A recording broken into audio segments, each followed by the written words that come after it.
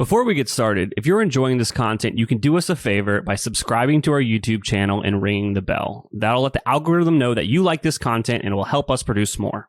Building this business is never going to get easy. It's always going to be really difficult. And so just maintaining happiness throughout the entire process is very, very important. Welcome to Honest Ecommerce, a podcast dedicated to cutting through the BS and finding actionable advice for online store owners. I'm your host, Chase Clymer, and I believe running a direct-to-consumer brand does not have to be complicated or a guessing game. On this podcast, we interview founders and experts who are putting in the work and creating real results. I also share my own insights from running our top Shopify consultancy, Electric Eye. We cut the fluff in favor of facts to help you grow your e-commerce business. Let's get on with the show. Hey everybody, welcome back to another episode of Honest Ecommerce. I'm your host, Chase Clymer, and today we're welcoming to the show an awesome founder. Nish is joining us from Arrae. He is the co-founder and co-creator. He heads up the brand's influencer marketing, tech, and operational programs alongside his wife, Sif. Welcome to the show, Nish. So excited to be here, Chase. Thank you for having me. Oh yeah, I mean, we were having a blast in the pre-show, so I'm sure this is going to be a good one for the listeners. So, for the uninformed, just quickly, what's the product? What are we talking about? What's the brand you kind of started? We're talking about 100% natural supplements. We have two products right now for bloating and anxiety, but 100% natural supplements are working under an hour. That's our brand. Awesome. All right. Well, take me back in time. Where'd this idea come from? How what was going on in your life? How'd this pop into your head? What was the ideation like? So honestly, my wife had a chronic cough which fractured a rib. And it was so bad. Yeah. Like it was a terrible story. She was just coughing, had a hairline fracture in her rib. And when she went to the doctor, they prescribed her codeine. And that was kind of a situation where it was like, okay, let's go and find a better way to be able to solve, more just everyday kind of problems. And so we were experimenting with all kinds of things for natural supplements and vitamins, minerals, and herbs. And we were really able to kind of figure out how to solve things like better immunity, better digestion, better anxiety, whatever those things might be. And so essentially we were experimenting, and the kitchen of ours started looking like this massive apothecary because there were so many supplements. And, my wife, Sif, she was going absolutely nuts with all this experimentation. And one day we were traveling and I also started falling sick. And I was like, okay, well, give me some of the stuff that you have. I was like, oh, wow, this stuff really, really works. And so what's really interesting is, so Sif comes from a beauty space and I come from a technology space. And so we come from these different worlds, but we always wanted to kind of work together and say, okay, what is an idea that would work well together? And it's happened to be that we were both pretty well acquainted with the beauty space, where all the products that we would see in the beauty space would be, formed by a dermatologist, and they would be really efficacious. And we know that they would work under an hour because you could actually see the effects of them. And also they were really pretty, so you could integrate them into your routine. And that was just not the case in the wellness world. And so we kind of set out to bring those attributes to the wellness world. And that's how Arrae was born. Awesome. That's a fantastic story. So, how long from kind of the ideation of, we're going to start this brand, like we're doing this, you've made the choice, until you actually had like a sample in your hands? Yeah. So it actually took about a year and a half to almost 2 years, because the hardest part initially was, how do we even build this product out and what do we want to be in it? And so, a huge part of that is just the science behind it. And so one of the things we had to do is do a bunch of research of who we were working with and the kind of ingredients we wanted to use, suppliers and the manufacturers that we wanted to work with. And so we went down this really big kind of rabbit hole to find the right people to work with, because one of the things is that it's actually really easy to create supplements these days. It's really hard to create ones that actually work. And it's really hard to find people who have the scientific kind of background and knowledge to be able to want to work with you to be able to build that. And so we got really lucky because we found someone who is an expert in eating disorders and mental health issues. And she kind of owns a clinic here in Toronto, which specifically deals with those problems and deals with really, really intense versions of those problems. And so we worked with that person, Dr. Natalie Mulligan, to kind of come up with, okay, let's come up with something really efficacious that you use with your patients, but we can kind of extrapolate that for the everyday person. That's number one. The second thing is we had to go out and really work with the right people to make sure that we're sourcing the right type of ingredients. We're making sure that everything's organic. We're making sure that all those things just work really well together. So there's that portion of it on the kind of product development side. But also there was the portion of this, which was, okay, let's go and gather the money to be able to go to manufacturing, meet those MOQs, go with the branding and design, all this kind of stuff. And so, based on our story, one of the most important things was making sure that the branding was really on point. And so we wanted to work with someone who really knew what they're doing. So we had to allocate some budget for that. So essentially, me and Sif, we kind of used up all of our wedding money into the business instead of having a wedding. That's how we kind of paid for all this kind of stuff. And also on top of that, we were both working full-time jobs. So I was working my tech job, and Sif was working on her influencer editor stuff, and we were just taking everything we could and putting it into the business. And it was about a year into the business that we finally quit. So we quit after we hit $1 million in revenue. That's when we quit our full-time jobs. But yeah. Awesome. A lot of stuff I want to unpack there. So you say that it's never been easier to start or to create a supplement, right? And I would say, sure, I'll agree with that. But I would say that just because you can create a product doesn't mean that you have a market for it. So talk to me about how you found your customers. For sure. So I'm a huge fan of the concept of 1,000 True Fans by Kevin Kelly.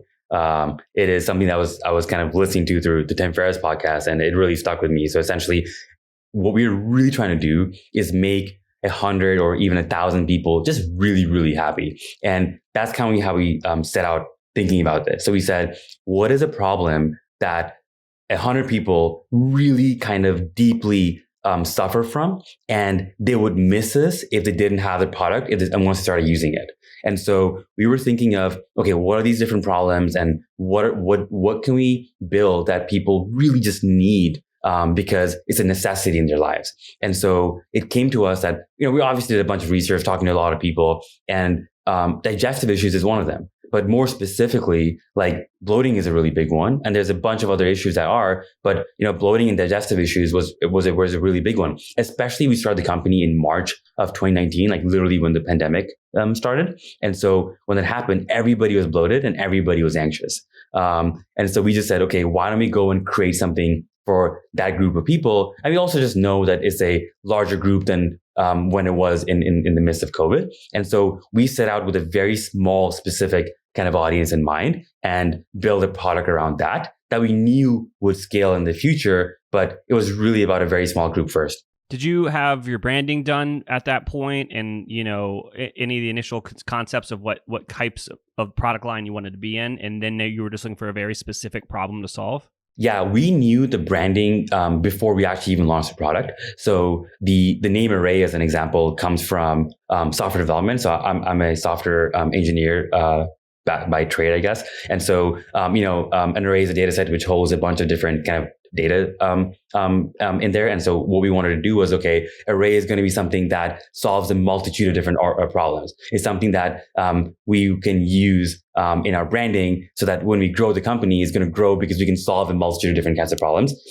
That's kind of where the ideology came from. So all those things were really well thought out. And we specifically thought out a name. We specifically thought about, how we name our products, as an example. And so all those things were thought out first. And then we came up with, okay, here's the products that we want to actually create. But the brand, the colors, the kind of market that we wanted to go after, who we were going to target, what they like, writing out that customer avatar was one of the very, very first things we did. Like we knew, we kind of set out a clock where we looked at their entire day and said, where does this person do at every hour of the day? And how do we integrate ourselves into their day at different parts of the day? And that kind of has always informed who they are, what they do, where we fit in. But that's how we kind of thought of the process. You were just sharing so much awesome stuff here. All right. So we've got a product, we've got a target market.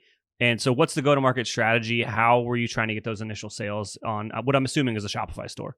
Yeah, absolutely. So initially, honestly, it was just finding the one distribution channel that would work really well for us and kind of going from there. Now, me and Sif have a unfair advantage here where we have worked with a lot of different channels already. So I actually built out like an ads platform in my old company. So I knew exactly how ads worked, and Sif knew exactly how influencer marketing worked. So what we really wanted to do was say, okay, let's focus all of our energy, because it's only the two of us, on just one distribution channel and scale that as much as we can. For that, for us, that was actually influencer marketing. So we knew a lot of influencers that we kind of trusted. We also knew just a lot of people in the space who suffer from this program. from this problem. And so we went out and we were gifting super heavily. And that's all we did. We just gifted really heavily, leveraged all of our contacts, and try to get this into as many people's hands as possible. And we did a really good job at kind of just getting this into the hands of the right influencers, which blew us up. So we went from $0 to $1 million in the first year just by that revenue channel. All right. You're, again, just doing my job for me. I love it. All right. So I need to highlight here. You said you put all of your effort into one marketing channel and scaled it as far as you could before going in the other ones, right? Exactly. And so let's just, for the audience, again, why did you only focus on one? So there's this thing that I love saying is that while you can do anything you want, you can't do everything you want. And you have to be so mindful of where you're putting your energy, especially in the early days, because it's just very limited time and output. And all you care about is, honestly, in my opinion, is just output. So what is the most I can do to get me what is most important to me? And for us at that point, it was just, we want as many people who are in our realm of the target audience to buy this product and even have an experience with this product. And the best way for us to do that is by going through influencers. Why? We know how to do it, and we have the time and capabilities to be able to do so. Now, if you look at something like advertising as an example, it's actually hard to do that because you need a design team. You need to know how to work on ads. You need to know how to do copywriting. You need data to play with. Exactly. And so it's actually more complex than what we were good at as an example. So that's what we did, focus all of our energy on it. And it just paid so many multiples. It was a really good decision. If you're struggling with scaling your sales, maybe Electric Eye can help. Our team has helped our clients generate millions of dollars in additional revenue through our unique brand scaling framework. You can learn more about our agency at electriceye.io. That's electriceye.io. Mesa is the easy-to-use answer for automating the everyday challenges of running a Shopify store. Find more aha moments when you're spending less time in the weeds and can focus on the bigger picture. With automations, you have all the power of code without the learning curve. You can easily customize how Shopify and your apps work with one-click integrations. From auto-tagging orders to sending order details to a Shopify customer database, Mesa connects your data where it's needed most. To put it quite simply, Mesa is a better way to work. So find your peace of mind and kick up your feet with a simplified workload to manage the everyday stress of running your Shopify store. Search for Mesa, that's M-E-S-A, in the Shopify App Store and download the app today. Free plan available with a no-cost setup included. We've talked about this before on our podcast, but returns are an absolute hassle. They're often costly, time-consuming, and complicated. But there's a better way to handle returns. Our partner Loop helps Shopify brands deliver hassle-free return experiences. Their platform empowers shoppers to process their own returns, creating a better user experience for both you and your customers. Plus, they encourage exchanges over refunds. They make it a lot easier for shoppers to browse through your entire product catalog at the point of return. It's a true win-win. Loop is trusted by over 1,600 Shopify merchants, from side hustles to enterprise-level brands like Patagonia, Brooklinen, and Chubbies. It's time to transform your returns into exchanges. Learn more at loopreturns.com/honest. That's LOOPRETURNS.com/HONEST. Getting an online business off the ground isn't easy. So if you find yourself working late, tackling a to-do list that's a mile long with your 5th cup of coffee by your side, remember, great email doesn't have to be complicated. That's what Klaviyo is for. It's the email and SMS platform built to help e-commerce brands earn more money by creating genuine customer relationships. Once you set up your free Klaviyo account, you can start sending beautiful, branded messages in minutes thanks to drag-and-drop design templates and built-in guidance. And with e-commerce specific recommendations and insights, you can keep growing your business as you go. Get started with a free account at klaviyo.com/honest. That's KLAVIYO.com/HONEST. Okay, so you didn't just send one product out to Kim Kardashian and get $1 million. Can you share with us kind of like how many product samples you actually sent out, or just like a rough ballpark? Yeah, we were gifting about 100 per month initially. And we were gifting and just completely free, paying for shipping, all that, right? And nothing asked in return. Literally zero. And so here's the most important thing.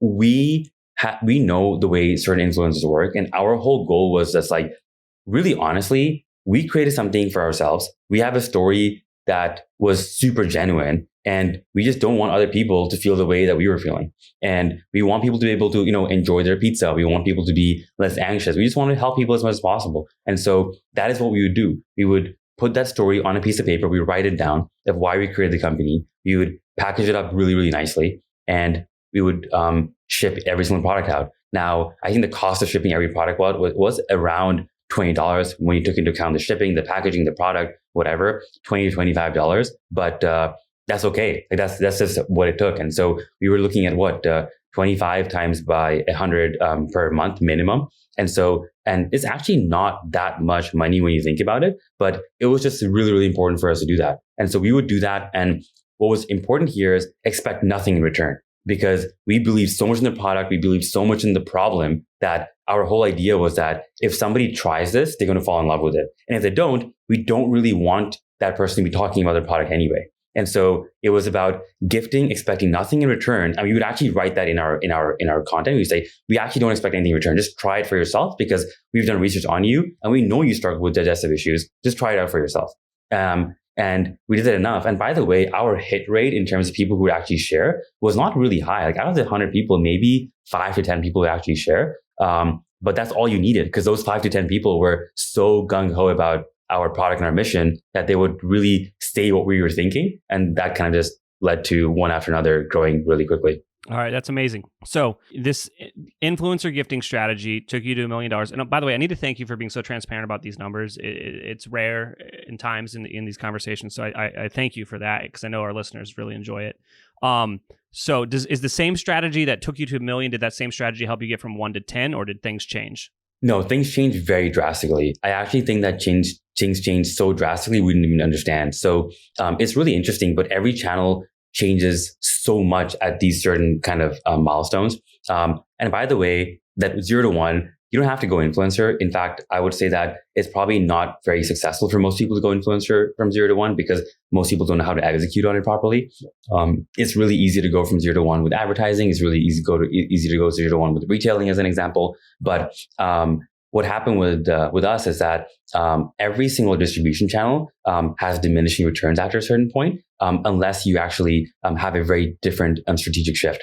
So as you look at this, for us initially it was just gifting. After that, it actually became, okay, well, gifting is not really working anymore. We have to switch to maybe something like using an affiliate program, or using paid influencers as an example, or working with really, really large influencers. So these are all different strategies that we had to shift, because we could just see that it was not returning anywhere near to it. If we continued on that road, we would barely even make 10% of what we made in our first year just by continuing the same strategy. It just didn't work. And so we had to kind of go from the 1 to 10. We had to add some distribution channels on there. So for us, we definitely, leaned into paid advertising as one of them. And the last one is just email and SMS. So those 3 are such powerful tools just to, really, really help grow that revenue numbers. That is what took us to that next mark. But yeah. Yeah. So when I think about kind of direct consumer businesses and kind of like the phases of their business, right? I think that from 0 to 1 million is like you're a startup, you're finding product market fit, and your goals there is just sell the thing, hone your message, hone your offer, right? And I think that a lot of people want to jump into paid ads too early. They don't have as much data as they should to really do it efficiently. They don't have much talent with doing influencers, stuff like that. And I just think that 0 to 1 is the hardest, right? But then your challenges from going to 1 to $10 million, I would call this phase like the scaling phase. Now you're getting systems in place and you're correcting the things that have broke because you've gotten to such a scale that, this duct taped solution that you had before isn't going to work anymore. Let's talk a bit more about that scaling phase. So when it comes to that, I think that certain things are just really important to have as a foundation. So how good is your team? Do you have the right people in customer support? Do you have the right people in operations? Do you have the right people in marketing? Something that I notice a lot of people do is go really heavy in the marketing, but they don't have their operations or CS teams or even data teams in place. And so for us, when I think of the sequence of events, one of the things, obviously we had the marketing team, they're really strong, just really strong 2 people on the marketing team, but the ops team became bigger than the marketing team. And that became bigger because we were looking at how to set up proper fulfillment channels. We're looking at creating a really good opening experience. So working with the right partners for that. We're looking at creating really strong customer service, because I actually think in the early days, customer service is like a retention channel for most people, and just being so quick about it. So there was a study done where like, if you go and reply to a customer within 10 minutes, they will buy from you again, even if they're really upset. And so I actually sat there and I was replying to emails as quickly as I possibly could. And that helped us build really authentic relationships with a bunch of people. And so customer support was really important. So customer support, operations, and all that fulfillment stuff, we had to get together first, because if you have a product that's winning, then you're going to scale a lot faster than you think you are. And running out of product is truly a very stressful experience. We ran out of product 4 times in our first year of business, and it was brutal. Customers got upset; they never wanted to buy from you again. It was really, really hard. And so, just making sure that all that stuff is set up is really important. And then, actually, what happens, and this actually even happens at the $3 million mark, where you actually now have enough data to really be analyzing that stuff properly. And so, what we do now is we obviously use a bunch of apps. Like we use apps like Lifetimely to look at, cohort data, LTV data.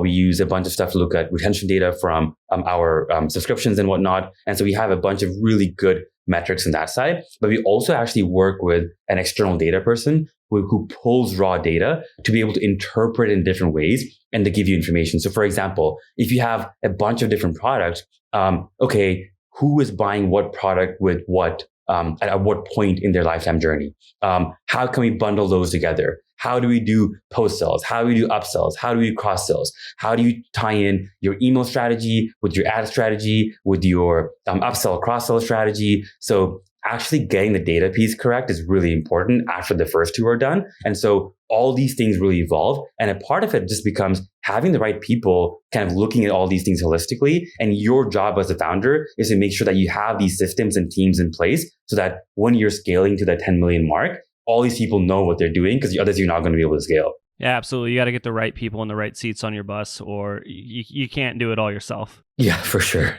Awesome. So what would you say these days would be attributed to like social media advertising versus kind of the influencer? It was like influencer marketing, I guess, that got you kind of like off the ground. Yeah, I really think that they play different roles. I think that influencer marketing is a great way to start off. And it's a great way to get some traction, build a good brand, and get some early sales. I wouldn't say that it necessarily moves the needle, after that $1 million mark kind of thing, but it definitely is really important to build a strong brand. So we actually spend always about 10 to 15% of our budget just on brand marketing with influencers. It just really helps us work with people that we want to work with, who kind of are in the right mindset as ours and are continuously pushing a brand to keep it top of mind with a lot of our kind of target market. And that we expect nothing in return from them, but we're always kind of pushing budget towards them, and is working really well. Now, for direct revenue, that's where we spend a lot of money on just advertising, like digital media advertising. It is probably our second most profitable channel. Our most profitable channel is email. And so we have a very, complex kind of email flow and funnel kind of setup. But we leverage a lot of obviously paid ads. We also do a lot of email marketing. And then we have a lot of brand side of the influencer things. And it's a combination of those that really help move the needle, but it's not one of them by themselves. With that, it's kind of all of the pieces are working collectively. So you wouldn't say that one outshines the other. It's like you need all the pieces in place. Yeah, you really need all the pieces in place. Like if I turned off one of those channels, I would see a really significant dip in revenue tomorrow if I did that. So I think that you really want, because I feel like one of the things, for example, influencers and brand, it just builds your audience. So people hear about you, they're thinking about you, they're maybe looking you up on Google. Then on the paid side of things, you're looking at the traffic and you'll be able to target them. And you can get really granular. Okay, like who's buying my product, who's looking at my product, just having those set up so you can kind of collect those sales in that. And on the email side, that does such a great job of kind of remarketing to your existing audiences or converting people who are interested in you but never bought from you. And is that you could have a strategy there. So they all work in a different part of the flow. And all together is where they work really, really well because you want to build an audience and you want to sell to them, then you want to make sure they're engaged. So they all help on different parts of the flow, but it's definitely not one over the other. Yeah. So I guess I already know your answer to this, but I'm going to ask it in a very blunt way. You would like, if you were looking at kind of your analytics reports just with last touch attribution, that would just be a terrible insight. Yeah, I think last touch attribution, honestly, we only look at it just to know which platform on advertising is working really well. And so that's just for us to get really sophisticated on how we spend on our advertising as an example, because attribution these days is just so horrible that we try to get as granular as possible. So for everybody out there, we use Triple Whale, and it's very helpful for us just to look at attribution on different platforms. But I wouldn't say it's garbage. It's just a metric in the big scheme of things. It's not like my be all end all by any means. Yeah, and and that's the thing about the metrics in general is they all work together. Like one doesn't matter on its own really because there's so much more that goes into it. Also, we're huge fans of Triple Whale over here. They're from Columbus, where we're from. Oh, amazing. They're great. They're great. And I think I had a bonus episode came out with them. By the time this one comes out, probably 20 episodes, you can find a bonus episode. That's awesome. Awesome. Nish, now, like, is there anything I forgot to ask you about today that you think would resonate with our audience? Oh man, there's so many things. I think that one of the most awesome indicators of success is actually when things are going a little bit wrong. So when things go wrong, it's really interesting because they're going wrong for a reason. And it might be because you're growing too quickly or there's problem arising because like things are moving forward. And so when things are moving forward and you've never done them before, some problems arise. And so when problems arise, you should be excited because you get to solve something that wasn't there before. So as an example, we got a cease and desist letter because we were shipping things out of our home and our apartment was like, what are you guys running a massive business out of your apartment building, which is totally illegal. And so, if I think back a year and a half ago, I was so stressed out because I was like, oh my God, like how am I going to ship these out to our people? But it kind of forces you to go to a fulfillment center, figure things out. So and I can think of, 10 other problems that we've kind of experienced, but it's been really, I think that's a good indicator that it's a bad one. So there's a mind shift change. And the last one is just for me, I think that, building this business is never going to get easy. It's always going to be really difficult. And so just maintaining happiness throughout the entire process is very, very important. Because it's just so easy to get stressed out, especially when, Facebook stops working or like your revenues are down or something's going wrong or the other. I think that these things just happen a lot, and just understanding this is part of the ride and just truly enjoying the process because you love what you're doing. You love everything about the business. You love serving the customers. I think that having that positivity all the time is really important, or it just gets really stressful for the wrong reasons. And it's bound to be stressful all the time. So that's something I learned kind of recently. So I think those two things are really important. Yeah, it's about the journey, not the destination, right? 100%. Speaking of destinations, we have made it to the end of the podcast. Man, that was the best transition I've ever done. So for people that are curious about the product, where should they go to check it out? You can check it out at arrae.com or arrae.co on Instagram and TikTok. Awesome. Thank you so much for coming on the show today. Thank you, Chase. It was so much fun. Thank you so much. All right. I can't thank our guests enough for coming on the show and sharing their knowledge and journey with us. We've got a lot to think about and potentially add into our own business. You can find all the links in the show notes. Make sure you head over to honestecommerce.co to check out all of the other amazing content that we have. Make sure you subscribe, leave a review, and obviously, if you're thinking about growing your business, check out our agency at electriceye.io. Until next time.